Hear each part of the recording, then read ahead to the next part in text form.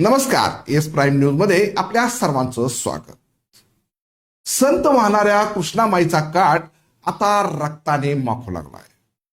सांगलीच्या कृष्णा घाटावर जुन्या दुश्मनीतून एका 20 वर्षीय तरुणाचा स्थानिक गँगवॉर मधून निर्घृण खून करण्यात आलाय.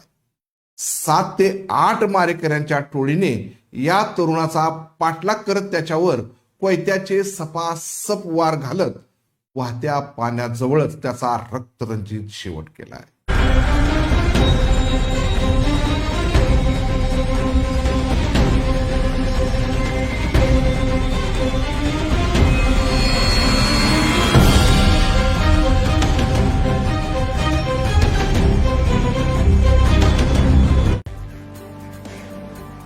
औद्योगिक क्रांती झाली आणि सांगलीची प्रगती झाली हे ऐकायला खूप बरं वाटतं, पण या प्रगतीमागे धावत आली आहे तिथली गुन्हेगारी.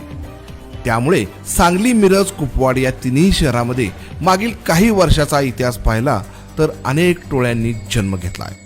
तर या अशा टोळ्यातून अनेकांचे बळी देखील गेले आहेत. त्यामुळे सांगली म्हटलं की गुन्हेगारांचा बालेकिल्ला म्हटलं जातं. काल सायंकाळी या सांगलीच्या काठावर असणाऱ्या कृष्णा घाटावर चैतन्य तोरणे या 20 वर्षीय तरुणाचा पाठलाग करत कोयत्याचे घाव घालून त्याचा जागीच रक्तरंजित शेवट केल्याची घटना घडली आहे. ही घटना पुलावरून जाणाऱ्या आणि घाटावर असणाऱ्या अनेक लोकांनी उघड्या डोळ्यांनी पाहिली. त्यामुळे नागरिकांमध्ये भीतीचं वातावरण निर्माण झालंय. नेमकं हा रक्तरंजित थरार कशामुळे घडला हे आधी जाणून घेऊयात. चैतन्य सुहास तोरणे, वय 20, राहणार टिंबर एरिया, सांगली. हा तरुण वाढपीचं काम करून आपल्या कुटुंबाचा उदरनिर्वाह करत होता. मात्र त्याच्या परिसरामध्ये काही गुंडाच्या टोळ्या सक्रिय असल्याने त्यांच्यासोबत चैतन्यची देखील प्रत्यक्ष अप्रत्यक्ष संपर्क होता. अशातच ऑगस्ट 2023 मध्ये गोकुळनगर परिसरामधील किसन इंगळे या तरुणाचा खून झाला होता. हा खून सराईत गुन्हेगाराची टोळी लखन इसरडे, मुदक्या कांबळे या गँगने केली होती.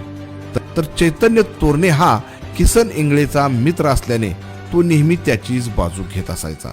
याच कारणाने कांबळे इसरडे टोळीच्या डोळ्यात चैतन्य बसला होता. काल सायंकाळी चैतन्य हा आपले काम आटपून कृष्णा घाटावर एकटाच गेला होता आणि त्याच्या मागावर ही टोळी आधीच सक्रिय झालेली होती. याची पुसटशी देखील कल्पना चैतन्यला आली नव्हती. काही वेळातच एक गुंडाची टोळी हातामध्ये कोयते, चाकू घेऊन आपल्या दिशेने येत असल्याचे त्याच्या लक्षात आले.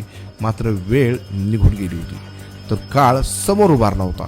तो जीव वाचवण्यासाठी नदी किनाऱ्यावरून पळू लागला, पण मारेकऱ्यांनी त्याचा जोरात पाठलाग सुरू केला. अखेर त्याला कृष्णेच्या वाहणाऱ्या पाण्यानजीकच त्या टोळक्याने गाठले आणि त्याच्यावर एका मागे एक असे कोयत्याचे आणि चाकूचे वार केले. वार वर्मी लागल्याने त्याच्या अंगातून मोठ्या प्रमाणात रक्तस्राव झाला आणि त्याचा जागीच मृत्यू झाला. ही घटना सुरू असताना समोर असणाऱ्या आयुर्विन पुलावरून बीट मार्शल कर्मचारी जात होता. त्याने ही खुनाची घटना पाहताच लगेच पोलिसांना संपर्क करून माहिती दिली. काही वेळातच पोलीस देखील दाखल झाले, पण वेळ निघून गेली होती. तर काळाने आपला डाव साधला होता. या घटनेनंतर सर्व आरोपी फरार झाले. या घटनेनंतर सांगली टिंबर एरियामध्ये मोठा तणाव निर्माण झाला आणि काल रात्री या घटनेतील संशयित आरोपी असणाऱ्या एका गुन्हेगाराच्या घरावर मोठी दगडफेक देखील झाली. यासाठी पोलिसांनी मोठा बंदोबस्त तैनात केला होता. तर हा खून 7 ते 8 जणांच्या टोळक्यांनी केल्याची प्राथमिक माहिती समोर आली आहे. या खुनातील आरोपींना शोधण्यासाठी पोलिसांनी अनेक पथके रवाना केली आहेत.